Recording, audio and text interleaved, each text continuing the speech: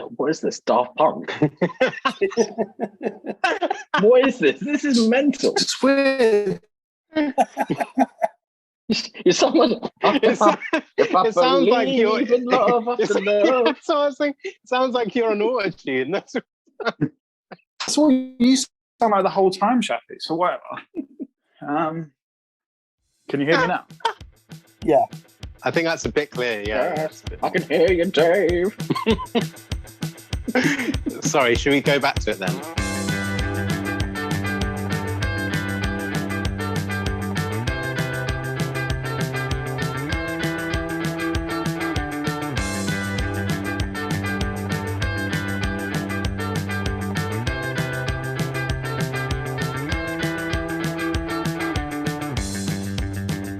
What's up, everyone? I'm Shafi Malik, and you're listening to the Who Dropped Popcorn podcast. Joining me tonight is Andy Newland. West side, east side, coming at you. Dave McHugh. Watch your step, kid. Watch your step, kid. I step on the mic like Smoking Joe Freezer, the Hellraiser. And joining us from the somewhat north of England, Kyle Hammond. McClunky. The premise is simple. One of us picks a film that we know the others haven't seen. We all go and watch that film and we come here to discuss it. Just right off the bat, we are going to be going into spoilers. So we recommend you watch the film before you start listening to this. And Shafi, I believe tonight is your movie choice. Very good, very It's good. downhill from there. Yes, mate. I know you tell me, but I think we peaked already. So when we decided to do this podcast, I was excited because our group of friends, we're on a WhatsApp group, and what I do is I just do random messages saying, "Oh, this film's on tonight. You guys should watch it." And I get really excited and I don't get any replies. Yeah. This was actually an opportunity for me to actually force my friends to watch films that basically broadens their palette as far as like films are concerned, and exposes you guys to films that you probably wouldn't have heard of or wouldn't have thought given a second look at. So when I thank you.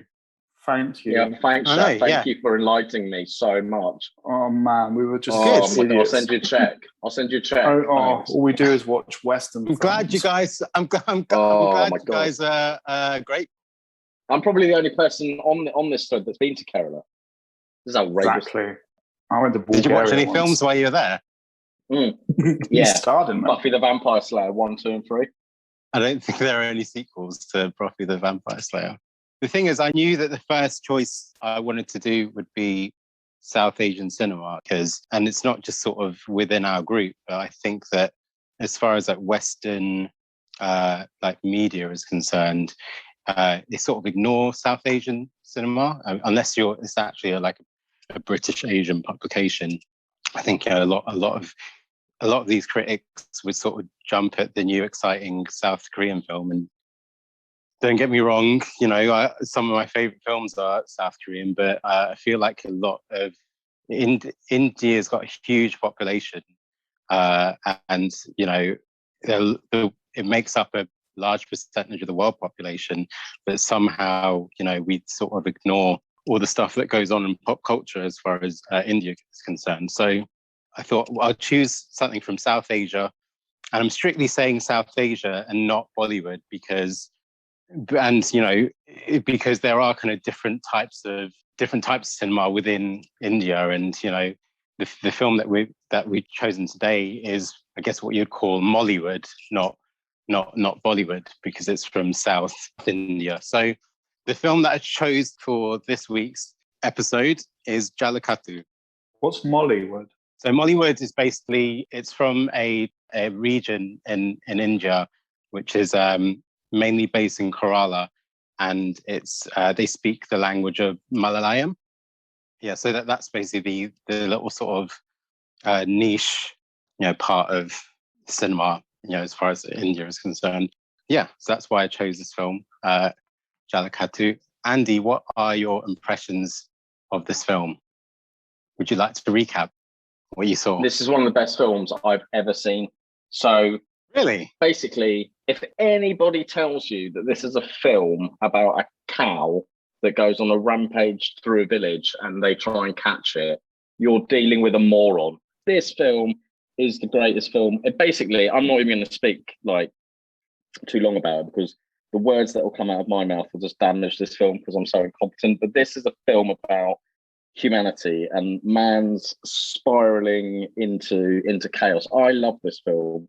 I've actually been to Kerala, and I actually felt at one point I was part of this chaotic crowd. And I'll let the other guys do a lot of the talking, but the visuals in this film were insane. Like, it's unbelievable, this film. It is so good. So on the surface level, basically, there's this butcher in this Kerala village, and him and this dude Anthony, they slaughter like buffaloes every day, and they, you know, in these little villages, food's obviously a massively important part of the day. Anyway, this buffalo like escapes, and then a lot of the film is just about them trying to catch the buffalo, and the buffalo causes chaos. Like there's a haystack fire. It gets into the bank and like kicks off, and the town get more and more annoyed with the guy that owns the buffalo. There's lots of like sub stories going on as well. So there's like this wealthy guy that's having his daughter's wedding, and he obviously wants like, you know, really nice buffalo meat to like show off to the village. The woman who's getting married doesn't want to get married, so she's like, you know, being a bit naughty and trying to meet this guy on like a 125 Honda CBR and escape. As the film goes on, there's this guy called Kuttachan who yeah, he's got like this group of like almost fans, like this little fan base, and he basically is brought in because he's got a gun and he's a poacher, and it kind of becomes clear that there's some beef between us. Just check out how funny that joke is. Very good pun between there. him and the buffalo owner, and but basically forget about everything I've said because this is a work of genius. It is about the fact that when you take away, you know, everything's great in humanity on the surface, but you start peeling back a few layers, getting rid of like, oh my god, we haven't got food and all the rest of it, and then man's ego, and as the film goes on, like, it's just, you know, the men are beating the women, they're sexually perverse, they're looking through the windows, they're chasing the buffalo, and then every man wants their bit of the pie, and like it gets to the point where like the ending is insane. It's like every man just wants to be the big guy, the big alpha male, and like at one point they could have killed this buffalo. It was down a well, and like I think it's Varky or whatever, or one of the guys, Anthony or whatever, wants to kill the buffalo. And, Anthony. Anthony. And then like Kuttajan's like, oh, I can just shoot it now. And then like the other guy's like, no. So like humanity, they get together, they're so smart, they build a platform, they raise it up, everything's cool. But then they cock it up. Humanity's a bunch of bloody idiots. And then the ball goes on a rampage again. Some dude like dies as a result, and then like I can't wait to hear your guys talk about it. The chase scenes in this film, is it like how one leaf didn't like just go on the camera at one point or whatever? It was insane. I felt like I was on a roller coaster. It is exactly like India is. It's hot, it's sweaty, it's noisy, it's chaotic. It is unbelievably good. It's just a very, very smart piece of cinema. Do you have a favourite part of the film, a favourite scene or a favourite section, etc.? Yeah, I quite like the sort of cowboy-esque bit where the guy's walking up the steep hill with like a popcorn cart or something, and they're waiting, and everyone's like, "Where's the ball?" And then out of nowhere, like the ball's there, and then they're in the bank, and this guy's like I'm the only guy that can save you. Get rid of my mortgage, and it's just so hilarious, so clever. Like none of the nonsense that we like get involved in on day to day actually matter. But mainly for me, it was the underlying story and the way this movie is shot. It was a joy, but it is very. I had to stop the film at one point because it's quite tiring watching this film because it is like India. Like I remember when I went to India, I had to leave at one point and go to Nepal just for a bit of a rest because it's so colourful and it's so vibrant, and it's just constant. Like your senses are just at max all the time. The atmosphere is very dog eat dog, isn't it? Oh my God, it's amazing. It's amazing. I'm just talking about generally in India. I mean, this is my experience of being in Bangladesh is, you know, When I first went, when I was about 7, well, I was born there, but when I went back, I was around about 7 years old, I think. And I actually distinctly remember sort of just stepping out of the airport, being raised up in Jersey for 7 years, and then stepping out of the airport in Bangladesh, and you got a mob of beggars like trying to sort of like, you know, grab your shit. And so and it's pretty full on if you're sort of living in a busy city like that. It's honestly, it's incredible. It was an absolute joy to watch, and yeah, I agree with everything you've said. And as I say, there's so much to this, and the ending where, you know, they're just a huge writhing mass of human bodies, and then it like tracks back to like the prehistoric men. It's like, fucking hell, have we even changed that much? Like, strip away the suits, take away a bit of structure, take away the food, and it's like Joker, you know, they'll start killing us and all that. It's just wonderful. So very much looking forward to hearing what you guys have to say about it. But I'm literally thinking, God Almighty, this might be a 9 or a 10 out of 10. This film for me, and I know we don't give scores, but on this one,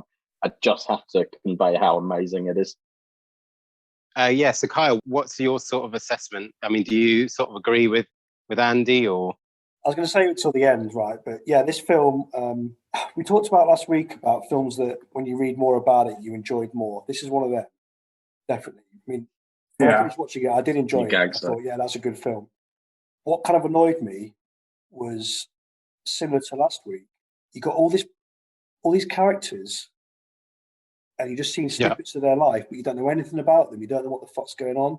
And like a lot of them, even like Courier-chan, the rich guy, Mr. Brandy, who's drinking brandy for breakfast. Yeah.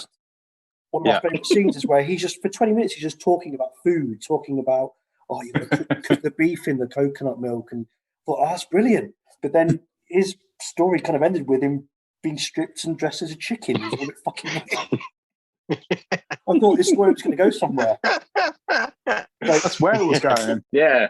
It was a bit like Buckaroo Banzai because you had all this like backstory that didn't really go anywhere and you weren't sure what was going on. So my assessment of this film is Buffalo Banzai. Very good. Yes, mate. Yes, mate. I do agree with you, Kyle, in the fact that you're sort of put into these sort of rooms with these people, and you're sort of put in the middle of it, and you don't really know sort of the beginning and the end. And they're sort of the film sort of just kind of peppered with these like vignettes of these different characters in this village, which is what Buckaroo Banzai was as well. Yeah, this film really isn't about plot. It's really about just the experience of being in that village. You know, it's not well said.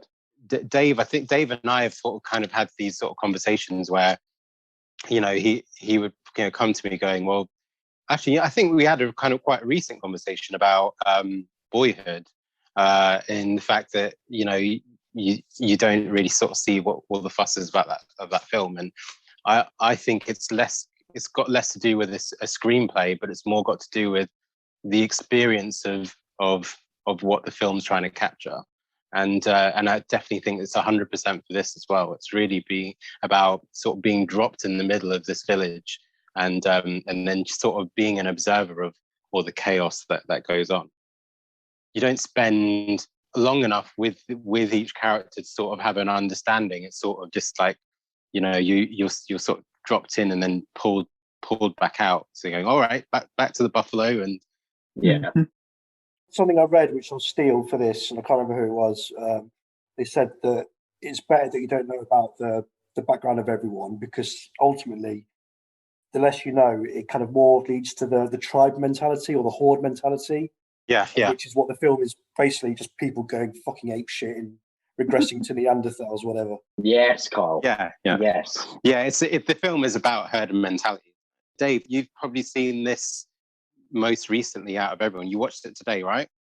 Yeah, man. So are you how are your feelings about the film, like after it finished, or is it still sort of stuck with you? Or I think you can enjoy this as a film about people chasing a buffalo. I think that's fine. If you want to watch it on that level, it's still very enjoyable and has these wonderful comic moments because of the buffalo. I agree with you in the fact that the film feels most alive when it's about the buffalo, when you're seeing those sort of crazy chase scenes. You know, I think you're you get kind of woken up at those points when they are chasing after the buffalo. I just thought the film looked beautiful, and I really enjoyed it. Or maybe later I'll lean towards Kyle on some things, because there were some things that I might have just missed with the flashbacks and stuff. But I just really enjoyed it on the level, and I thought it just looked so good with the lights and stuff, and that shot from down in the well and stuff. It just looks beautiful from start to finish. So I really enjoyed. I just enjoyed watching this film. The ride. I was riding on that buffalo for an hour and a half, and it was brilliant on that level. This is probably a good point to talk about cinematography, actually, because it was just beautiful, amazing. Yeah, yeah. Shout out to Samsung 60-inch TVs, QLED. Girish Gangadaran, I think is the name. The bull down the well, and there's all the lights above them. Yeah, it's incredible. Yeah, gives amazing. the vision of like a halo around the bull. I know in some Indian religions, the bull is a deity, isn't it? Although I think these guys are all meant to be Christian. They're all Christian. Yeah, they're all Christian. Yeah. There's also one where they're all lighting their sticks on the fire. It's like an Eye of Sauron. One of the most stunning shots is when they're running along that bridge. Yeah. Yeah. Or down the hill, you see thousands of lights running down the hill. Yeah. Any other sort of shots that sort of really stick in your mind? I mean, there was lots of long shots, wasn't there? One take, one-its or whatever you call them. Yeah. It was the World War Z fucking pile up at the end. Oh my God, that was amazing. That's such a stunning image, right? Well, just like handle is there. Do you remember that Guinness advert? Yes. Yeah, that's what it made me think. It made me think about that Jonathan Glazer Guinness advert where they're trying to all scramble to look through that hole at the top. It's called The Dreamer, isn't it? Yeah, that's right. You sort of jogged my memory there. Yeah, and just as he gets out to the top and it cuts off. God, those Guinness adverts were awesome back in the day. Yeah, so I think that's one of the great things about this film is that even the opening shot where they I think it was just saw the sun and it was just panning down very, very slowly to the mountains and then immersed you in the story.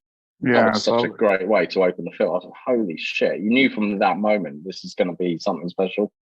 Yeah, man, Blade Runner-esque, but in the oh God, I cannot tell you how much I enjoyed this film. Thing is that's in that part. That shot is in silence, right? Where the previous shots before that are these really cool. They're breathing and opening up. And So I guess that segues us to the sound design of the film. Kyle, what are your sort of thoughts of the sound design? I know for me, it's probably one of the best sounding films I've seen in a while. It adds the tension and the chaos. Better than Delicatessen? Better than Delicatessen. Well, I don't know. Delicatessen is really about, it's almost like sound as a character in that film where, this is really, I think, for me, sound in this film is, it's sort of like a, what's that instrument Kyle, that instrument where it sort of counts the beats in kind of ways. Sorry? Yeah, metronome. Metronome. Yeah, metronome, yeah. So that opening feels like a metronome because it because it sort of sets the sort of rhythm of the film, but then the film as the film progresses, crazy. I love it. Sorry. As the film progresses, the sort of rhythm gets more chaotic and crazy, and it loses it. Yeah. That opening scene reminded me where you've got the things in time with the music or really music, the sounds. It's like Baby Driver was like that. You had bits where you put the key in, revving the engine, it's all in time to the music, wasn't it? Yeah. I want to watch this film right now whilst we're chatting about it. I'm guessing you only saw this once, right? Yeah. I think for me, the film actually works much better in the second viewing. Because I watched it for the second time last night, and it felt like because you knew where it was going, and you weren't sort of as shocked by the sort of chaos. You kind of you revel in the art. Oh, God, I love it. Yeah, I'm looking forward to watching it the second time because I thought there was going to be a bit more to it in the sense of characters and stuff. So I was kind of thinking, and at some points I was a tiny bit confused with the flashbacks and stuff. I was like, Well, wait, I'm glad you said that. Is that the same guy? Is that him? Because Yeah. he's bald and thinner. I didn't realise on watching the films that they were actually flashbacks. That's probably a bad on my point. But like when I read like the Wikipedia thing about the film afterwards, I was like, oh, that whole sandalwood theft from the church was a flashback, and that was telling us about the rivalry between the two men. I didn't get that from the film at all. You should have noticed that was a flashback, but you should have noticed that was a flashback. Yeah, I got it. I didn't get it straight away. Probably like a minute. It took me a minute to realise. How did they make that clear? That was a flashback because they look different. I certainly didn't get that. He's got less of a beard. The sudden cut. It didn't kind of make it obvious that it was a flashback, and I think it's as everyone sort of agrees, it takes us a while to figure out that it is actually a flashback because there's no sort of there's no obvious cut to show that. There wasn't like a nod to me as a stupid viewer that, oh, by the way, this is about that. Well, they usually change like the colour scape or whatever, don't they? Yeah, I think that was obvious as a flashback for me, but my problem stemmed from I didn't realise it was that same character. Who was who? Yeah, well, exactly. Yeah, the sort of poacher guy, because he looked so different because he's bald and thin when he's older. Yeah, right. And that's what threw me. I was like, wait, is that the same character? But I don't know why. I just thought it must be a flashback because it wouldn't make sense to suddenly be in this sort of calm situation. That guy that played Kuta-chan, Sabuman Abdusamad, that guy, he's the best actor in the film for me. That guy could be a Bond villain. He was just fucking crazy looking, wouldn't he? It's like this guy, you know this guy's like the villain. That guy could be in a Bond film, he could be in a Marvel film. Hollywood needs to sign him up, man. Well, the thing is that I think the whole cast is actually just local villagers. They're not sort of working actors or anything. Wow. I thought the main cast were, but then the extras were all villagers because like Anthony and the others have all been in the Lijo Jose Pellissery.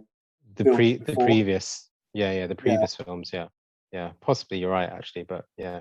And there's even a character in the film called Bangladeshi Bhai. Okay. There's a guy called Paul. I remember that. Yeah. So okay. I mean, Dave, are there any other sort of films that this reminds you of, or no, not at all? Do you think it's very unique in its? Yeah, like it reminds me slightly of Jallikattu, because it's a butcher, but just I guess that opening scene and stuff. But technically, it's nothing like that film. So does it remind me of any film I've ever seen? Uncle Boone, Who Can Recall Past Lives? No. No, I've never a lot seen of people have been comparing it to The Revenant. What? Oh, no way, man. No way. The Revenant is an amazing film, but I think it sucks a little bit compared to this. It's The Revenant is amazing. Like, don't get me wrong, I thoroughly enjoyed it. The bear scene is insane. The action, I loved it. But compared to this, wow, nah. The Revenant is like this in black and white. This film is more like Evil Dead 2 than anything I've ever seen. So the craziness, I've written this down. I'll try not to read it. So what I put in here is that the beginning shows them all eating the beef, doesn't it? They're all buying the beef and eating it. Yeah. So my theory is that meat is infected with a virus.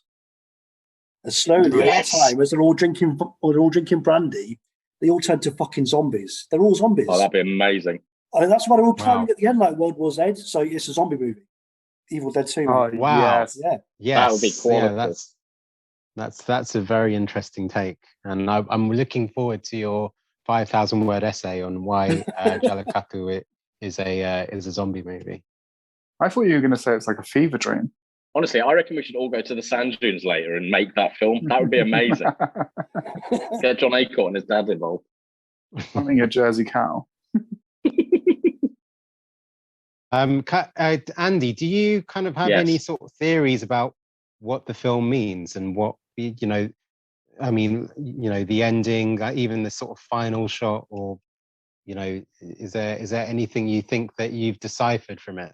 I mean, I'm not smart enough to articulate correctly what the director probably was trying to do, but my view is it was just going deep into the flaws of humanity, the root evils of men. Because that last scene, like they were stabbing the buffalo, stabbing each other, like every man was out for glory, everybody wanted to be the alpha male. People slapping their wives, people drinking brandy for breakfast, setting the police car on fire, like law and order, everything. Humanity was just absolutely stripped down. And not obviously, when you went men. back into it's an attack at men, I should say, humanity. Men, absolutely men. We're still animals. It was like, and like the bit where they were talking about, like, you know, all the guys were trying to claim that their family had started cultivating the jungle and had made it a habitable place, but at the end of the day, it still belonged to the beasts. And, you know, at the end of the day, the men were still beasts. They hadn't really progressed from Neanderthals or prehistoric man or whatever. But I think for me, that was it. It was just at the heart of men, there is basically a little bit of evil that never leaves, and it doesn't take very long for that to come to the surface. God, it was awesome. Maybe that's a load of nonsense. Maybe I'm reading too much into it, but it's interesting you sort of talk about humanity. Well, actually, Dave, you've got a point. Well, I don't know. Sorry, I was just going to say there's like quite a nice scene where the ladies are cooking, and that guy they're just having it's a bit stereotypical because they're sort of gossiping about another girl, aren't they? And that guy comes down and he sort of shouts to them and says, "There's a buffalo on the loose. You shouldn't just be cooking outside." And they're just kind of like, "I'll get lost, shut up." And it's just brilliant. The girls are just so cool. Yeah. And I think that's lovely. I really like that scene because, again, for me, I can just watch this film as a chase film, and it's just so funny, that scene. Again, you could go deeper and say, look how women are just so much cooler, and they assess the situation and stuff. But ultimately, I just found that quite funny. They're just like, "Oh, chill out, mate. It's just one buffalo. We're just going to carry on cooking." Yeah, the women are the voice of reason, really. Yeah. Yeah, they don't get caught up in the frenzy of it. Yeah, they're just going to go. They're just going to keep cooking and having a gossip. So it's quite stereotypical again, but you know, it's fun if you're making fun of both sexes again, teased a bit in that scene. But ultimately, the women look a lot cooler, and I love that scene. It was just funny as well. They're just like, he's like all flustered and feels that he can boss them around because he's the man, and they're just like, go away. It's just brilliant. I love that little snippet, which didn't even need to be in the film, but it's beautiful. I want to talk about I was going to say the kind of the women are the voice of reason in this film, aren't they? Yeah, man. Like Anthony's wife is just like, God, you know, be safe or whatever, and then that other woman's just like, want to get the fuck out of here. I don't want to be. Is it his wife? I didn't think it was his wife. Yeah, Sophia is his wife. Yeah, and she was, you know, obviously initially with the other guy, even though that was quite subtle in that flashback. They're both chasing her at the time. Yeah. That's a fucking dick move, man, to get him arrested. I know. Double whammy. That was another thing I knew it was a flashback straight away, but again, I wasn't fully aware of what was going on. I was like, I see. And then he's what just was like, the second flashback? Pissed off. Wasn't there? Well, that was the second flashback. The first flashback is when he gets arrested. So it's sort of yes. They show it. Yeah. Technically, you'd say that the flashback's in the wrong order. Yeah. But technically, a flashback which you can go in any direction, can't you? There's no set way to show a flashback. In some ways, should you go from the first? Which way is best? You know. I love their fight scene as well in the jungle. It's great. Yeah, it was mental, wasn't it? It was almost like Black Panther. Fucking hell. No, the Predator. Ford versus Fry. The Vietnam film with Charlie Sheen. Hot Shots. Charlie Terminal Sheen Velocity. Vietnam film. Oh, Vietnam Platoon. film. Platoon, yeah. Platoon. Yeah. Mm. I know, mate. I know. Sorry. Why does it remind you of that? I don't know. Just like the same kind of sinister, like what the fuck's going on. Yeah, it was good fight. There were some long shots in it. Where the fuck does he get the knife from, though? I didn't get that. Did he pull it out the book? He basically says to grab its legs, doesn't he? He asks Anthony to grab its legs, and then Anthony just stabs him instead. Yeah. Again, they had an opportunity to collectively come together, and he chose another path. was trying to remember that Joker quote from Batman, and I think it's when he goes where he's like talking about their morals, their code. It's a bad joke. Dropped at the first sign of trouble. They're only as good as the world allows them to be. I'll show you. When the chips are down, these civilized people, they'll eat each other. I kept thinking about that line from Batman at the end of this film. It's interesting. You sort of, for me to sort of follow on from that point, because you're sort of talking about, you used the word civilized, and you were talking about humanity before, because I've come across this this review by Sudish Payanur, and I love how much we're struggling with all these names. I know. Brilliant. Can I just point out, Shafi hasn't lived in Bangladesh for about 2-3 decades. I haven't. Well, that's not a Bangladeshi name, though.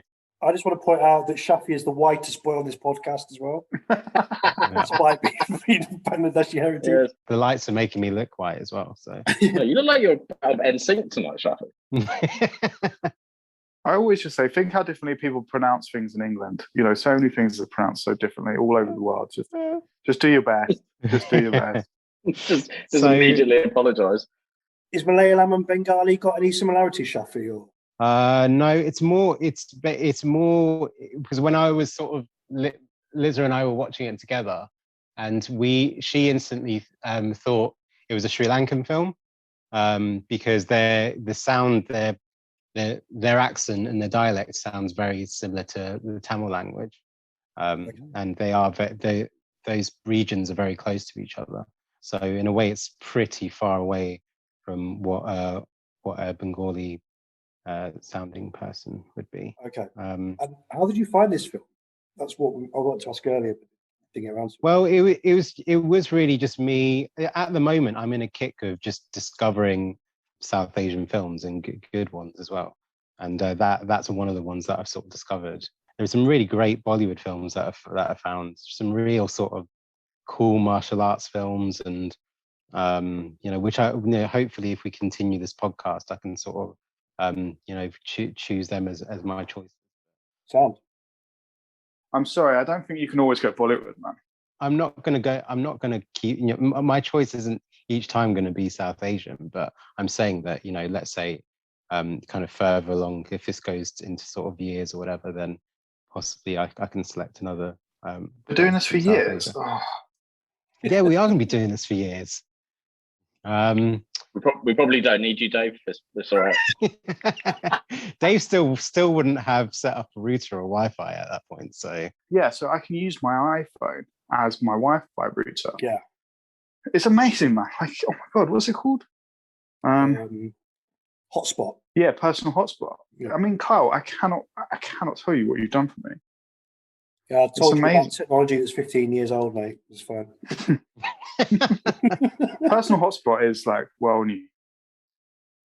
It's incredible. So I can Dave, I'm going to show you this thing called a scooter that you can get a license for, so you don't have to get the bus for the rest of your life. Fucking insane, mate. It's a mobile transportation device just for 2 people. Like, I was trying to Bratton's and we turned off his Wi-Fi. Then we logged on to his telly using the Wi-Fi of Dave's iPhone. And then I was able to screen share what was on my iPhone to his TV. And even Bratton was quite impressed with me. He was like, fucking hell, Dave, I'm impressed that you've been able to do that. And, so I'm hoping that when I get this new telly, I'll be able to use my phone as the Wi-Fi source, then maybe use my iPad to screen mirror onto the telly.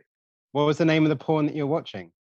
It was a Bollywood porn, so you'd enjoy it. Buffalo Bunzo. It wasn't exactly sure what their accents were or how to pronounce the actors' names, but it was still good. Right, no need to get racist, mate. So I like sorry, names like John Smith. Can I just sort of to look at this sort of theory that this reviewer just said? So are you sure you don't want to talk about Dave's technology problems anymore? Because maybe our listeners might want to hear about an hour of that. Yeah, well done for calling listeners, not viewers, this week. Well done, Andy. Yeah, I know. Thanks. I'm getting there. Can I just talk to you about this review, because it sort of breaks down what the film is about. So in a way, it what the theory is that this film is about this buffalo's presence breaking down civilization. So what is civilization's first Discovery. Wow. What? Yeah. So the first thing you see after the bull's been released is fire, right? Yeah. How did So the you see bull that. start the fire? That's So, wrong. so, well, that's the thing. They say I don't It know runs whether over it, doesn't it? the buffalo caused the fire, or they because they 1,000 said, miles an hour. or they said no, they said that fire attracts the buffalo. So I think maybe they started it in order to attract the buffalo. No, you see the buffalo jump over a fire, don't you? And the fire spreads. Oh outwards, yeah. That's right. Yeah, you do. Yeah. So anyway, and then what would you say is civilization's next just kind of discovery? The state with the like wheel. tools. The The wheel. wheel. Yeah, how would you think people would feed themselves? Hunting. Are you saying the chopsticks? Agriculture, Agriculture. Okay, yeah. I see. right? Oh, yeah. So basically, the next thing you see is the buffalo in the plantation, right? Yeah. So it's sort of causing havoc in the plant. Gitty Pork goes to the council. Is like, oh, this bull has fucked up my farm. I loved him. He was great. Let the beast run. When he starts swearing, you hear that song burst, Yeah. right? Yeah. It's like Big Brother.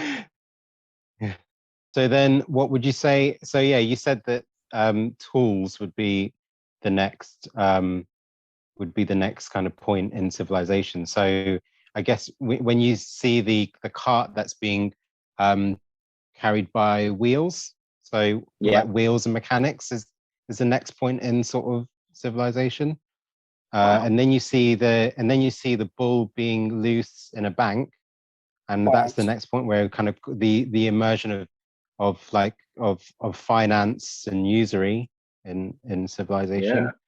And then towards the end, you see it kind of mess with a political party post as well. So there's the communist that's when flag, kind of isn't there? Yeah. So What's that bit? It knocks over a flagpole with communist flag. Oh, that's right. Yeah. Oh, wow. Yeah. So in a way, it's just sort of showing that this, and that at the end, where that final shot where you see the cavemen. So it's all sort of coming full circle about how this sort of presence of this buffalo is sort of breaking down civilization, very easily. Root. That's amazing. I didn't like that caveman shot. I didn't think it was needed. I didn't think that caveman shot was needed either. Yeah, I agree with that. That's spoon feeding a bit too much. Yeah, a bit on the nose. Yeah. Who wrote that, Shafi? I think we should give him credit. Oh, assuming it's a he. God, Carl, you're as bad as these villagers. They. I bet it was a girl. I bet it's a girl. I want it to be a girl. Just say it's a girl. It's Sutish Payanur. Yeah, that's the girl's name. Sudesh. Is that a girl's name? That's one of the coolest reviews I've heard in a long time. Yeah, that's cool. It's a boy. It's a man. I'll tell you what was awesome was when it started raining. Just that bit where the buffalo escaped and then the man died and then it started raining and everything was chaos and it's like there was that was nuts, it was so good and just mud and earth and just I cannot get over how good that step up change in the film is, where it's just black and the moon's out and the fire. It's honestly, guys out there in the world, if you haven't seen this film, stop what you're doing and go and see this. It's on Amazon. It's free. 100%. Go and watch this. You won't see any other film like it. That well scene, you know it's going to go tits up, don't you? You just yeah. I don't know how they do it. It must be the sound, it's like a nervous kind of sound, but just guys building all this shit. You're like, first of all, how the fuck do they know how to do this? Do they do this every week? But then I was like, no, this is going to go tits up. How did they get the buffalo to stand in the tires? That's what I wanted to know.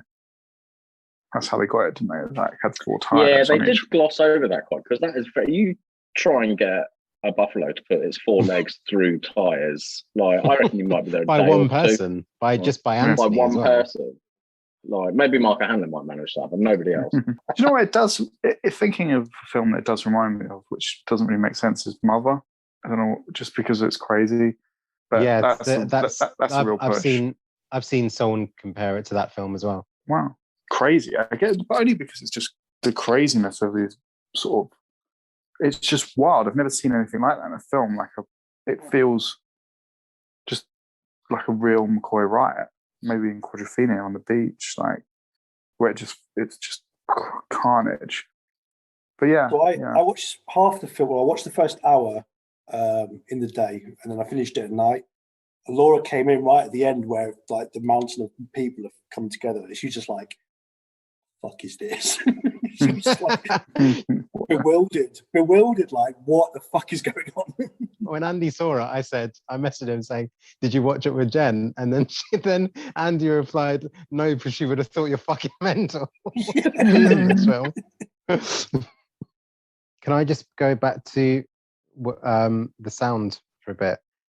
I'd tell you the sound that one of the sounds that really sort of stuck in my head was actually that final scene, because when they're piling on top of each other, it's like slabs of meat. So it makes it feel more uncomfortable what's actually happening in front of your eyes, because it's just you're just sort of it just sounds unsettling what's happening. The film opens with like sharpening the knife and chopping the meat. You hear yeah. Honestly, it was like a vision of hell, that scene. Like Dante, is my worst nightmare. Like submerged bodies everywhere. Just dreadful. So did you guys know that this was India's submission for the Oscars this year, but it didn't get nominated? That's ridiculous. That's outrageous. Yeah, I did read that. So every country that's outside America submits a film for Best International Film. And obviously only the top 6 or whatever get chosen, but this wasn't amongst the top 6. Why did they have to wait 2 years? So it only sort of did the festival circuit at the end of 2019. So 2020 was sort of when it was really in like public domain. I see. Yeah. And then of course the Oscars is like so early in the year. Yeah, I get it. Yeah. What did win international picture? This year was another year, is it? What's it? The Danish film with Mads Mikkelsen. And I think they did. I think it's about drinking, so maybe it's another drink or something. It has the word "another" in. I know that. Sounds like Dave's favorite film. But the thing is that I think let's say if there was a lot of campaigning behind it, I think it would sort of it would give Sound of Metal some competition regarding winning that Oscar, which Sound of Metal did win it, and that the sound design in that film is amazing as well. So cool. What I did want to ask Shafi, a cultural question. Sorry, mate. You might not know the answer to, but they wear towels around their waist, don't they? Now they just used to be like fucking. They'll run like 20 meters, then stop, tie the fucking towel because it's coming down, then they'll run again. I'm sure that the sound designer even did a sound fucking that time. What are these towels? I don't know what they are. So I even watched the trailer for the guy's other film, Amalgam Diaries, which is on Netflix. There's a guy running down the street and he stops to tie his fucking towel and then runs again. Is that on Netflix, is it? Yeah. There are some really good South Asian films on Netflix. In the previous property that I was living in, which had a Netflix account, I was sort of... Listeners, just want to point out that Shafi is the head of Jersey Tax. He is too tight to pay for Netflix. Hold up. I feel like I'm being stitched up here. What's going on? So I will actually subscribe back to Netflix to watch that new Zack Snyder film, so it looks really good. I mean, to be honest, those are, in our culture, we call them longis. But I guess the Western way to the term of it is called a sarong. I think there was a big outrage when David Beckham appeared on the red carpet with a sarong. Oh my God, he's wearing a skirt. So Shafi with these up-to-date references from 20 years ago. yeah. I mean, I can't really say much about why they kept on tying them up again. But They didn't yeah, look like sarongs, though. They just look like towels. No, they're called. So when I lived in India, in the Uttar Pradesh region, the guy that I lived with was a guy called Mega Bushman. He basically Mega Bushman. What's the point? Yeah, Mega Bushman. Yeah, the final boss of Mega Man 3. Like, you had to like trim him and then burn him to win the fucking prize. You should do some manscaping. It's got to trim these balls these days, man. The modern man. That's so outrageous. He was a great man. I've just got an image of Mega Man getting to the final level and there's a soul with a giant panani. A gigantic. You have to whip him to death with a sarong. My bestie, my old bestie with his big furry balls. Sorry, Andy. Sorry to cut you off. Go ahead. So because I had to wear those. I had a white one that I used to wear to school, and it was just because of the heat. That was purely it. It was too hot for trousers, so you just wear that. Dad used to wear one around the house. He would just basically finish up from work, get dressed to put his image in your head, and he would get dressed in his longi and then just chill out in front of the TV. I love it. I've still got mine. Take notes, mate. Take notes. Yeah. That doesn't mean you go to your kitchen and put on a tea towel though, Dave. There's a proper. Well, to be honest, that's big enough to cover it. So, Shafi, could you send me a how-to guide? Because working from home, mate, I just rock that all day. Sounds amazing. On Zoom meetings. Nah, because like I'm sure at one point one of the guys shined somebody. There was definitely a scene where he sort of shines the guy. He kind of lifts it up like a kind of kilt reverse moon, but shines. I think you were cutting it in between your other films as well. And it's kicking off with that sort of gang that's never really explained. It's like I'm sure he shines one of them. He shines it. He sort of lifts it up. I think a cheeky shiny. What a life that gang had, by the way. Just drinking and smoking and setting off smoke bombs. Yeah. Just like us before region. Anything else you want to sort of say about the film before we go to our one-word reactions? I guess we should say like Jallikattu is the film title is called that because of an event that takes place. Yeah, that's a good point, actually. Yeah, so it's about capturing the sport where they capture a ball, right? Yeah, because it's a literal translation, isn't it? That is literally capture the ball. Yeah. They try and grab the large hump on its back and hold on whilst it attempts to escape, I think. Yeah, because I was sort of thinking of Spain and stuff whilst I was watching it at times. I was like thinking, I'm going to do a dressed ball up run. in your matador costume, were you? Yes, mate. Drinking your soul. Let's give our one-word reactions to this film. Let's start with you, Andy. Wow.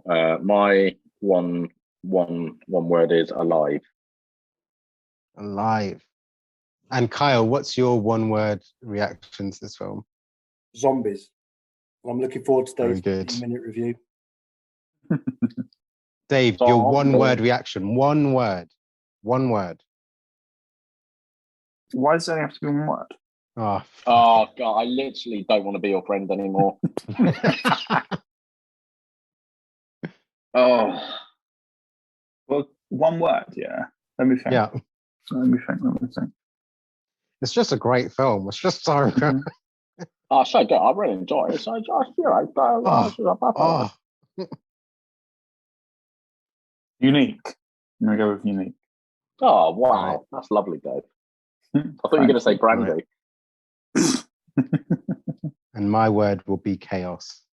So right now it's come to the point I'm very excited about is Andy, it is your choice for the next episode. Le Mans. All right. It's a film about cars. Le Mans. Le Mans is definitely going to be Le Mans. I am dying to know what this film's going to be. at the beginning of this podcast, Shafi mentioned that he was trying to get us to watch things outside of things that we would normally watch. And when you said that, I thought, wow, okay, I'm going to take a gamble, and I'm going to try and get you guys to watch a film. So I double checked with Shafi, who has become the group leader, and he said that we can ask each other to watch documentary films. So I'm gonna just take a punt on this, and then next week or whenever we next meet, if you think I'm the biggest knobhead in the world, I will never ever, and I'll just choose an Avengers movie every single week just for safety. We've seen it. But I'm gonna ask you to watch the 7th best British documentary of all time, and it's called TT, Closer to the Edge. Oh, nice. I know about this film. On the poster, it basically the like strap line is, just because you're breathing doesn't mean you're alive. I cannot tell you how excited I am to hear your views on this. Kyle looks like he's about to kill himself, so I'm sorry about that. Manx TT? Yeah, so it's about the TT race. And what I would say is, I watched this a couple of days ago on Sky, but it was actually the 3D version, but it's not in 3. You don't have to watch it in 3. I was going to ask about that, because I remember it being advertised as a 3D film. I was going to ask do we have to wear 3D glasses for it? Yeah, that's my film choice. It's called TT3D, Closer to the Edge, but obviously I didn't watch it in 3D. I'd rather just watch the normal version without the 3D. Yeah, that's what I was going to suggest, because I've watched it, but yeah, honestly, guys, it's don't tell us anything more. Don't tell us anything more about the film. Okay, I promise you, I won't. Not every 4 weeks is going to be me choosing something car related or bike related, and then Shafi chooses another Indian film, and then Dave chooses the most raw film from the 80s ever. Oh, fuck yeah. And then Kyle chooses Ghostbusters 8 or whatever the fuck, isn't it? I'm waiting for Andy to choose Herbie Goes Bananas, man. I'm looking forward to it.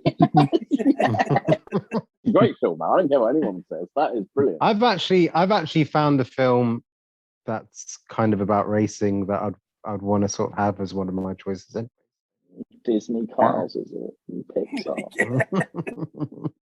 Really good. Cars 2, mate. It's Cars 2. Do you remember Father's Head where Dougal wants to watch Aliens, and it's like, you're going to be too scared, Dougal, you can't. It's like, no, come on. And it's like, do you remember the film you got really scared of the other day? And he was like, oh, yeah, but come on, Dad. You know, a car with a mind of its own, going bananas. Come on, that's some scary shit. Do you remember, my favorite is when they're playing charades, and he says Jaws, and then like he says it, and he just get it right, and then he actually tells the answer, and it's Jaws like 3D, and he goes, I said Jaws, and he goes, no, it's the same film. He goes, no, it's a different film. It's a different shark. Father's Head was just the nicest telly ever. That's amazing.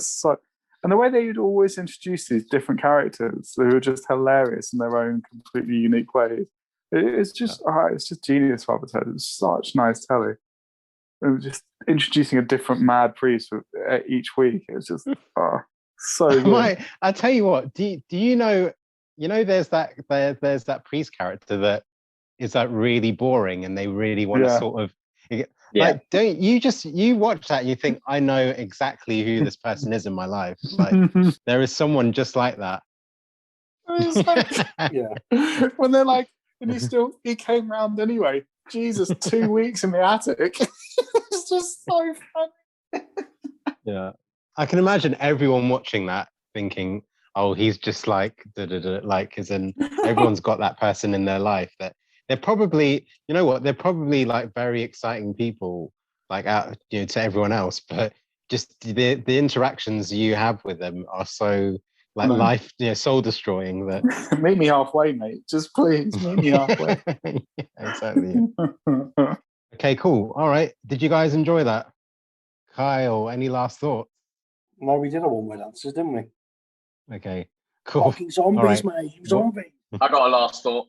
If you've been stuck in because of the coronavirus and you haven't been able to go traveling, and you wanna go to India but you can't get there, just put this film on and you'll be there for 2 hours.